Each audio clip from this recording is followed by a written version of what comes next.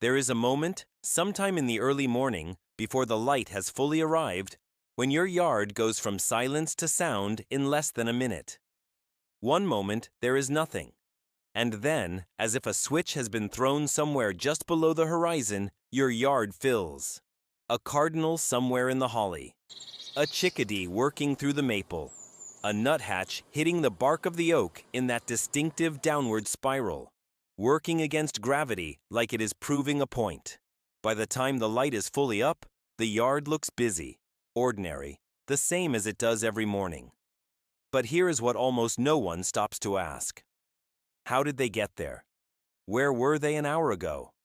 What started this? And why does it happen in the same sequence, in the same order, on virtually every morning of the year? The dawn chorus is one of the most familiar sounds in the natural world.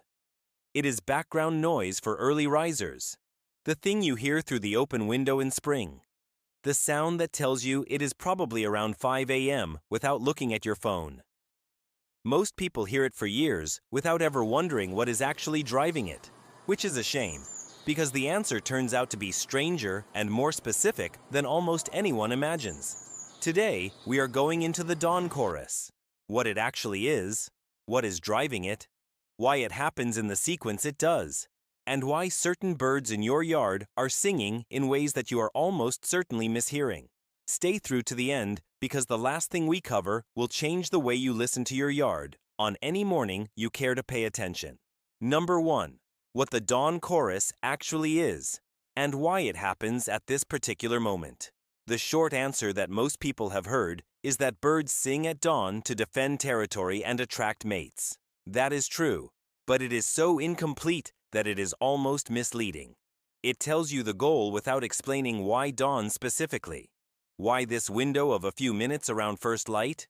Why birds are investing more energy into song at this moment than at almost any other point in their day? The real answer begins with light, and what light does to a bird's biology. Birds have photoreceptors not just in their eyes, but in their brains. Cells that respond directly to light filtering through the skull.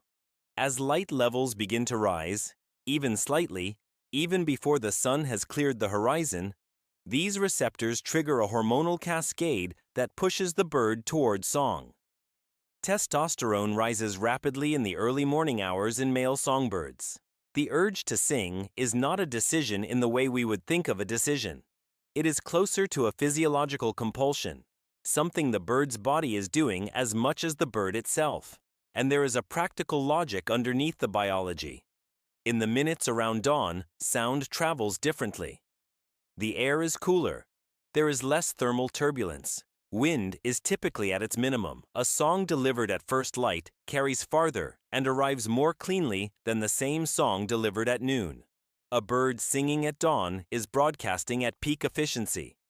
Every territorial claim, every signal to a potential mate, goes farther in that window than it will for the rest of the day. Number 2. Why they do not all sing at once and who goes first. If you have ever listened carefully to the dawn chorus, rather than hearing it as a single wall of sound, you may have noticed that it does not start all at once. It builds in a sequence, and that sequence is not random. The same species tend to start at the same light levels, morning after morning, across the whole range of a continent. The American robin is almost always one of the first. Robins begin singing at extremely low light levels, sometimes before the sky has shifted from black to the first gray. Their eyes have a high density of rods, the light-sensitive cells that function in dim conditions, which means they can see well enough to move and orient themselves earlier than most other species. They are singing into darkness that most birds are still sleeping through. The song sparrow follows at slightly higher light levels. Then the cardinals, the chickadees, the house finches. Each species has a characteristic light threshold, a point at which the morning triggers song, and these thresholds stack on top of each other in a sequence that is consistent enough that experienced birders can tell roughly what the light level is, just by listening to which layer of the chorus has started. What this means for your yard is that the dawn chorus is not a single event. It is a timed sequence of separate events overlapping into something that sounds continuous. The robin you are hearing in the dark is doing something fundamentally different from the house finch you are hearing 10 minutes later. Same chorus, completely different biological moment. Number 3, what they are actually saying and why you are probably mishearing it. There is a tendency to think of birdsong as pleasant but semantically empty. Background music. Pretty noise. This is the wrong frame for what is happening in your yard at dawn. A male song sparrow singing from the same shrub every morning is not producing random melody. His song is a highly specific signal containing information about his identity, his location, his physical condition, and the intensity of his territorial claim. Neighboring males who have been listening to him for weeks or months recognize his specific song patterns. When he switches between song variants, something song sparrows do frequently, the neighbors are registering that switch and adjusting their own behavior in response. The cardinal at your feeder at sunrise is probably a bird you have been watching all winter. What you may not have noticed is that he has a repertoire of several distinct song phrases that he cycles through, and that the phrase he leads with in the morning is often different from what he produces in response to arrival. His song is positional and situational in ways that take years of study to fully map. The chickadee is the most dramatic example. The black-capped chickadee has a phoebe song, 2 clear whistled notes that almost everyone in its range recognizes. What most people do not know is that the number of times a male repeats that song phrase, the pitch at which he delivers it, and the speed at which he moves between repetitions all carry specific meaning to the birds around him. A high-pitched delivery signals high dominant status. A lower-pitched version in an unfamiliar territory signals a different level of confidence. The bird is doing something closer to a structured conversation with the neighborhood than producing ambient sound. Number 4, what the females are doing while the males sing. The dawn chorus is dominated by male song, and most coverage of it focuses almost entirely on the males. But the females are not passive receivers in this system, and what they are doing during the chorus is something researchers have only recently started to map in detail. Female songbirds are evaluating, specifically and continuously. A female cardinal listening to 2 males singing in adjacent territories is not just registering that there are males present. She is comparing phrase, complexity, consistency, and output rate. She is noting which male maintains his song output when a rival sings nearby and which one falters. Faltering is a signal.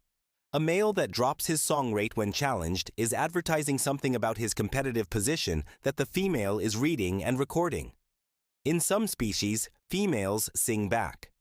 Female northern cardinals are among the small number of songbirds in North America where females produce full song regularly, not just calls. A pair of cardinals at dawn may be engaged in a coordinated vocal exchange that functions as pair bonding behavior. The 2 birds essentially talking to each other across the territory in a way that most people standing at the window watching them have no idea is a structured interaction. Number 5, what you can do with this information on any morning you decide to use it. The dawn chorus happens whether you are listening or not. It has been happening in yards and forests for millions of years with essentially no human audience. But paying attention to it changes what the morning is. Go outside tomorrow, about 20 minutes before you think sunrise will happen. Do not bring anything. Stand still for 10 minutes. You will hear the robin before you can see your own hands clearly. That is the low light threshold at work.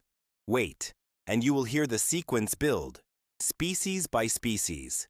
The same sequence that is happening across the entire eastern half of the continent at that same moment. Millions of birds, the same order, the same biological clock, all triggered by the same rising light. The yard you have been walking past every morning is running a precise, layered, information-dense communication system at full intensity in those first minutes of light. The cardinal on the fence post is not just singing. He is telling every male within 300 feet exactly where the boundary is. The chickadee in the maple is encoding his social rank in the pitch of 2 whistled notes. The robin in the oak started before you were awake and will stop before you have finished your coffee. It is all there. It has always been there. You were just not listening closely enough to hear what was actually being said. Thank you so much for watching. If you enjoyed this fantastic video, don't forget to subscribe to Decoded Animals and give the video a like. See you next time.